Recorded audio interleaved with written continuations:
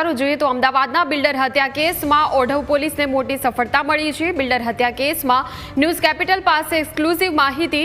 Builder હત્યા કેસમાં પોલીસે 3 આરોપીને ઝડપ્યા છે। 80 કરોડના મોલના પૈસાને લઈને વિવાદ થયો હતો। મોલની હાલની બજાર કિંમત 80 કરોડ રૂપિયા। હિંમત રૂડાણી અને ધવલ સમાધાન કરવા તૈયાર નહોતા। હિંમતની હત્યા માટે 1.25 કરોડની કિંજલ લાખાણીએ સોપારી આપી હતી। બિલ્ડર હિંમત રૂડાણીની વિરાટનગરમાં હત્યા કરી હતી। એક સગીર સહિત 3 લોકોને પોલીસે ઝડપ્યા। એક આરોપી હિમાંશુ ઉર્ફે રાહુલ હરીશભાઈ રાઠોડ એ હીરાવાડીમાં રહે છે। અન્ય આરોપી પપ્પુ હીરાજી મેઘવાલ જાવલ સિરોહીનો રહેવાસી છે। પોલીસે 3 આરોપીને રાજસ્થાનના સિરોહી પાસેથી ઝડપી લીધા।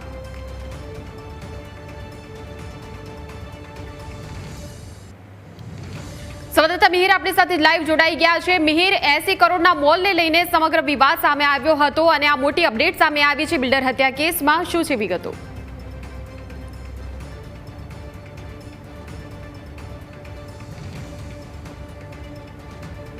અમદાવાદના બિલ્ડર હત્યા કેસમાં ઓઢવ પોલીસને મોટી સફળતા મળી છે। વિરાટનગરમાં કારની ડેકીમાંથી આ બિલ્ડરનો મૃતદેહ મળી આવ્યો હતો અને રહેણાંક વિસ્તારમાં રીતે બ્રિજ નીચે કારમાંથી એક બિલ્ડરનો મૃતદેહ મળી આવતા સ્વાભાવિક છે કે આસપાસના તમામ વિસ્તારોમાં લોકોમાં ભયનો માહોલ વ્યાપી ગયો હતો અને ચકચાર મચી હતી।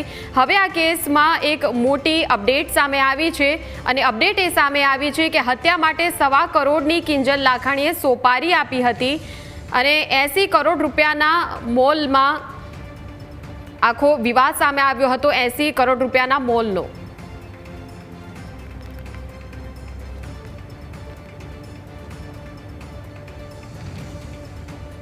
સંવાદદાતા મિહિર આપણી સાથે જોડાઈ ગયા છે।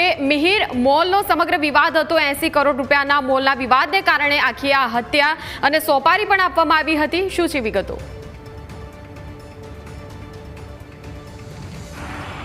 બિલકુલ મયુરી, જે પ્રમાણે ગતરોજ વિરાટનગર બ્રિજ નીચે મર્સિડીઝની કારમાં ડિક્કીમાં જે મૃતદેહ મળી આવ્યો હતો હિંમત રૂડાણી જે બિલ્ડર છે તેમનો, તેમાં એક મહત્વના સમાચાર અત્યારે સામે આવ્યા છે। હિંમત રૂડાણી અને કિંજલ લાખાણી આ બંને પોતે પાર્ટનર્સ હતા અને બંને વચ્ચે છેલ્લા ઘણા સમયથી એક મોલ બાબતે વિવાદ ચાલતો હતો।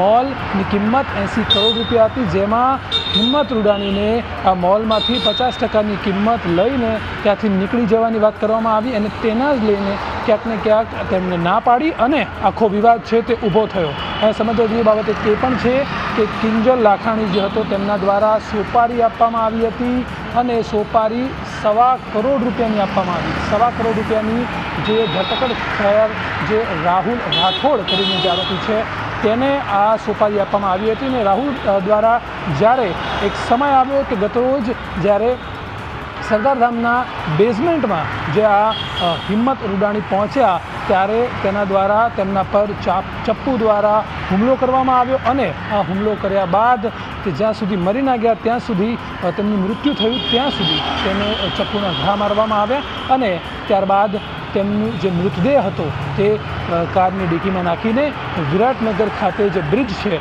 તેની નીચે મૂકી દેવામાં આવ્યો। જે જગ્યાએ આપણે હાલમાં ઉપસ્થિત પણ છીએ, તમે જે દ્રશ્યોમાં જુઓ છો આ તે જ જગ્યા છે જે જગ્યાએ ગતરોજ આ મૃતદેહ છે તે ગાડીમાં અહીંયા લાવવામાં આવ્યો। અહીં મહત્ત્વના સમાચાર જે સામે આવ્યા છે કે 80 કરોડ રૂપિયાના આ મોલની બાબત કે જેને લઈને આ સમગ્ર વિવાદ ઊભો થયો હતો અને તેના જ કારણે ક્યાંક ને ક્યાંક અંદરો અંદર વિવાદ ચાલતો અને આખરે સોપારી દઈને ગતરોજ આ હત્યા કરવામાં આવી છે।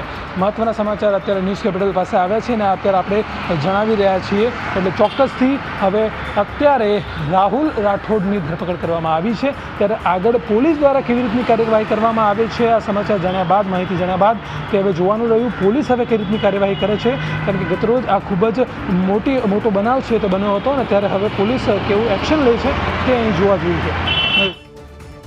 બિલકુલ મિહિર, અને ખાસ કરીને જે રીતે આપે કહ્યું કે હવે જોવાનું એ જ છે કે પોલીસ કઈ દિશામાં હવે કાર્યવાહી કરશે। હવે જ્યારે આ અપડેટ સામે આવી છે ત્યારે પોલીસ શું કરી રહી છે, કેમ કે હવે આ મોટી અપડેટ જે છે એના પછી તરત જ જે આરોપીઓ જે છે એ આરોપીઓને કઈ રીતે તપાસ કરવામાં આવશે, શું પુરાવા હાથ લાગ્યા છે, પૂછપરછ કેવા પ્રકારની કરવામાં આવી છે, અત્યાર સુધી કાર્યવાહી કઈ દિશામાં ચાલી રહી છે?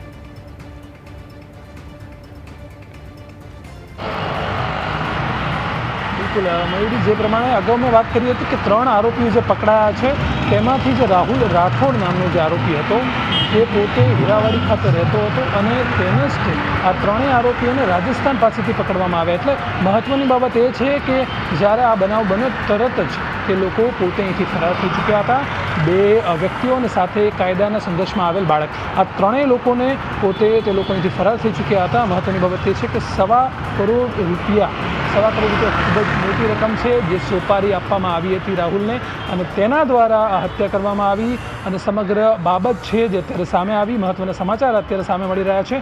ચોક્કસથી અત્યારે જે રાહુલ રાઠોડ હતો અને અન્ય જે બે વ્યક્તિ છે જેમાં એક કાયદાના સંઘર્ષમાં બાળક પણ છે તેની ધરપકડ અત્યારે કરવામાં આવી છે. પરંતુ આ 80 કરોડના મોલનો મામલો જેમાં 50% લઈને તેને નીકળી જવાનું કહેવામાં આવ્યું પરંતુ તેના દ્વારા મનાઈ કરવામાં આવી અને ત્યારબાદ આ સમગ્ર મામલો છે જે ઉગ્ર બન્યો અને આખરે આ સમાચાર છે જે સામે આવ્યા. એટલે ચોક્કસથી અત્યારે હાલમાં પોલીસ દ્વારા જે આરોપીઓ છે તેની ધરપકડ કરવામાં આવી છે અને જેમણે સોપારી આપી છે તેને પણ વહેલા મોડા તેની પર ધરપકડ કરવામાં આવશે અને પોલીસ અત્યારે હાલમાં તપાસ કરી રહી છે. પોલીસની તપાસ હાલમાં શરૂ છે અને આજે જ તે પોલીસ જે ડીસીપી ઝોન 5 ડીસીપી છે તેમના દ્વારા પણ સમગ્ર માહિતી છે તે મીડિયા મિત્રોને આપવામાં આવશે.